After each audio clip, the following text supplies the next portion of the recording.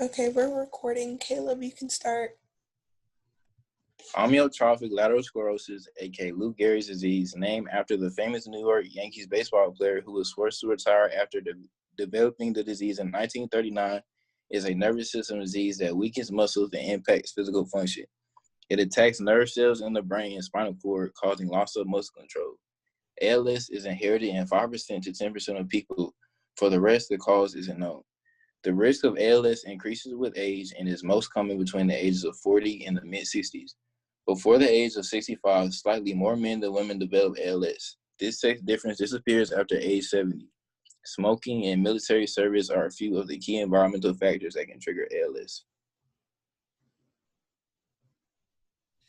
This neurodegenerative disease that attacks the nervous system, the nervous system works to control all other systems in the body. In regards to ALS, it specifically attacks the body's motor neurons that are located in the brain and the spinal cord.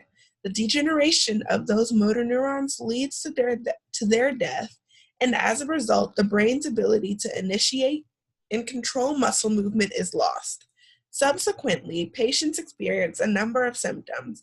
The symptoms do not present themselves in any specific order. However, most cases consist of the following: muscle cramps, stiffness, twitches, weakness, fatigue, atrophy, slurred speech, and difficulty swallowing and chewing. Some patients in the later stages experience total paralyzation, and most die from respiratory failure after their brain can no longer regulate the muscles that the body uses to breathe. Cellular basis. Upper and lower motor neurons, presynaptic neurons, glial cells, and postsynaptic neurons are all related to ALS. This is within the brain and spinal cord.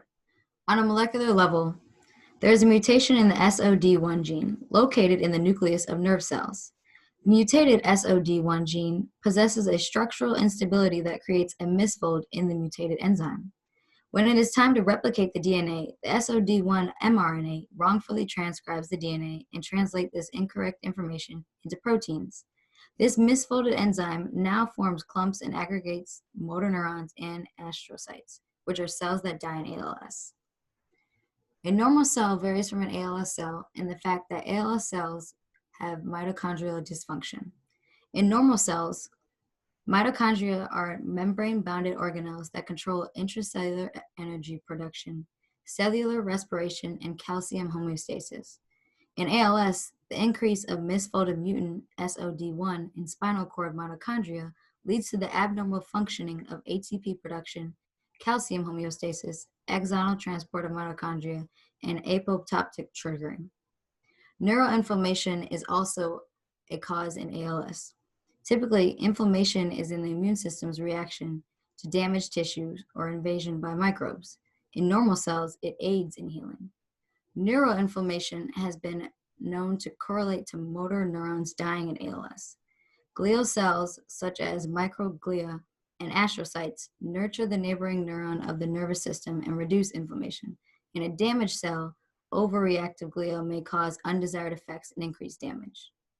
Another cause researchers believe of ALS is glutamate excitotoxicity. Glutamate is the most abundant excitatory neurotransmitter in the brain. In a normal cell, as ATP generates into the terminal of presynaptic neuron, vesicles storing glutamate fuse with the cell membrane and release glutamate into the synapse.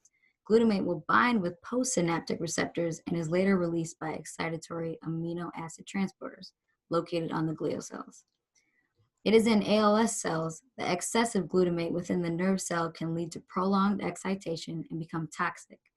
These overwhelming messages lead to strokes and epilepsy. 90 to 95% of ALS cases are sporadic, not inherited. 5 to 10% of ALS cases are familial and caused by a genetic mutation.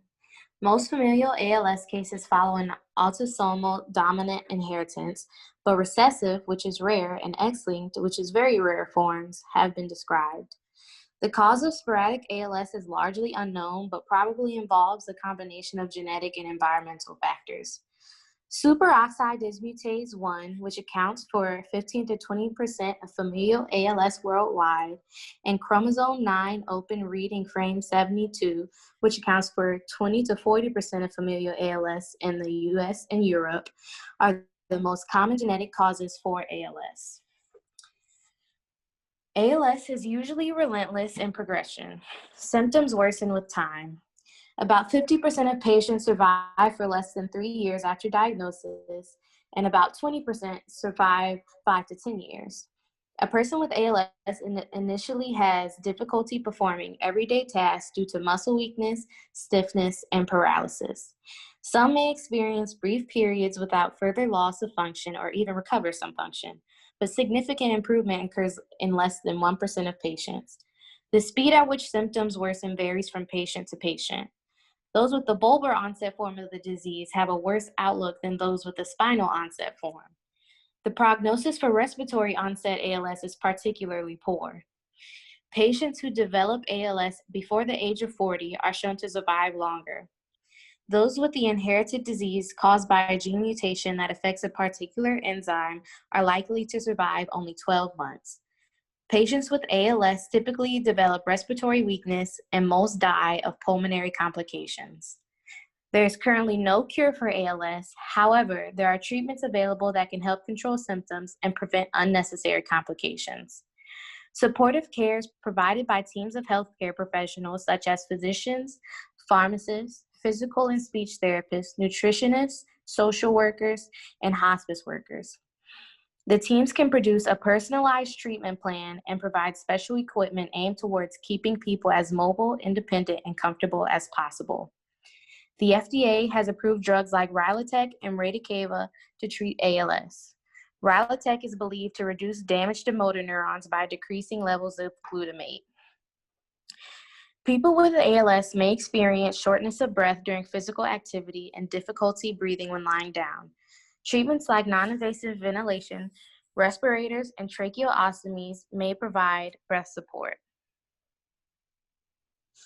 Stem cell therapy can be a hypothetical treatment of ALS. Cells are taken from a patient's own bone marrow or fat tissue and are then modified to boost their ability to produce neurotrophic factors, or trophic factors, which protect nerve cells. There are many clinical trials that focus on stem cell therapy and is becoming a potential new approach to treating ALS.